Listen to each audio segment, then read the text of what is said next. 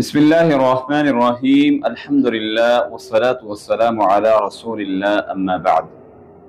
محترم ناظرین اکرام، دنیا میں انسان ہر طرح کی مصیبت اور پریشانی سے نجات حاصل کرنے کے لیے مختلف وسائل اور مختلف وظائف کرتا ہے۔ آج میں آپ کے سامنے 8 ایسی خطرناک بیماریاں اور ان کا علاج رکھنے جا رہا ہوں۔ سیدنا انس رضی اللہ تعالیٰ عنہ سے مروی ہے کہ رسول اللہ صلی اللہ علیہ وسلم سفر پر تھے تو میں نے رسول اللہ صلی اللہ علیہ وسلم کو یہ دعا کثرت سے پڑھتے سنا۔ یہ دعا ایسی دعا ہے کہ آپ کو 8 خطرناک بیماریوں سے یہ دعا ایک دعا بچا سکتی ہے۔ یہ ایسی پاورفل دعا ہے، صحابہ کہتے ہیں ہم نے رسول اللہ صلی اللہ علیہ وسلم کو بے شمار مقامات پر یہ دعا پڑھتے ہوئے سنا۔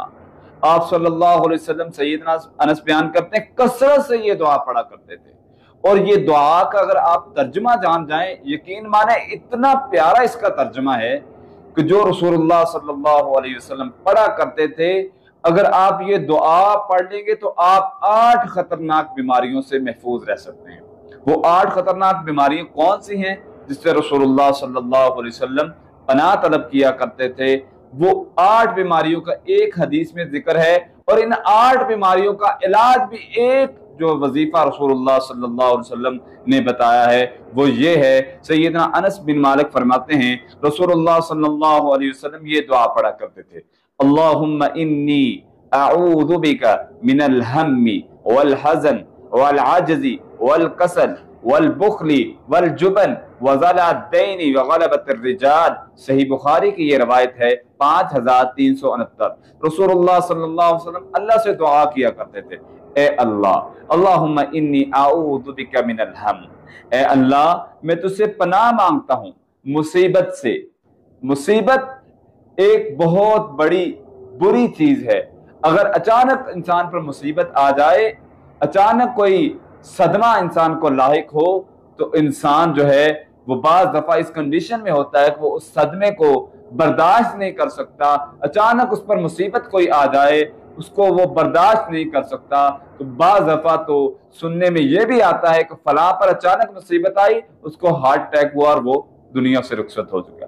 مصیبت، اچانک مصیبت سے رسول اللہ صلی اللہ علیہ وسلم کثرت سے یہ دعا کیا کرتے تھے، اے اللہ اچانک مصیبت سے بچانا، اپنی پناہ میں رکھنا۔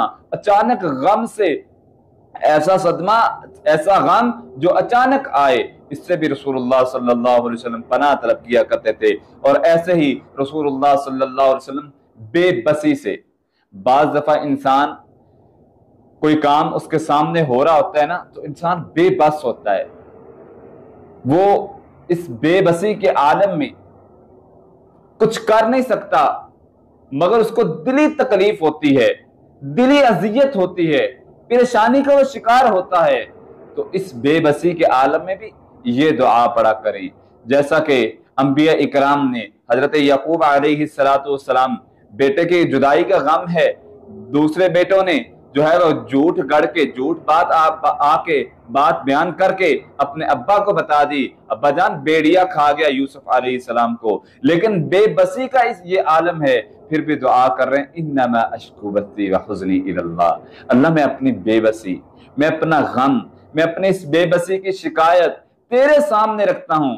اپنی بے بسی اللہ کے سامنے رکھیں اور یہ دعا کریں، اے اللہ میں تیری اچانک بے بسی سے بھی، ایسے کاموں سے بھی میں تیری پناہ چاہتا ہوں جس سے میں بے بس ہو جوں، میرے اختیار میں وہ کام نہ رہے۔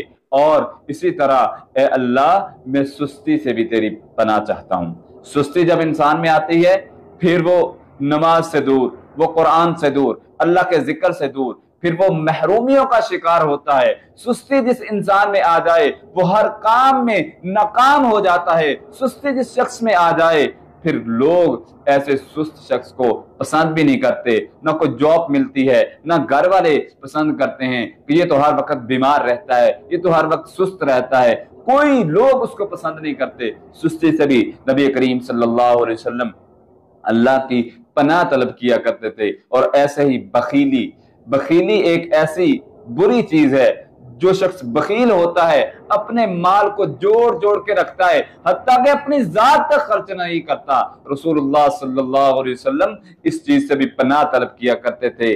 بخیلی جو ہے یہ ایک ناپسندیدہ عمل ہے، لوگ ایسے شخص کو پسند نہیں کرتے، یار اس کے پاس نہ جاؤ، اس کی بات چھوڑو، وہ بڑا بخیل ہے، وہ کنجوس ہے۔ بخیلی سے بھی رسول اللہ صلی اللہ علیہ وسلم پناہ طلب کیا کرتے تھے۔ وَذَلَ الدَّيْنِ، اور ایسے ہی قرض سے نبی کریم صلی اللہ علیہ وسلم پناہ طلب کیا کرتے تھے۔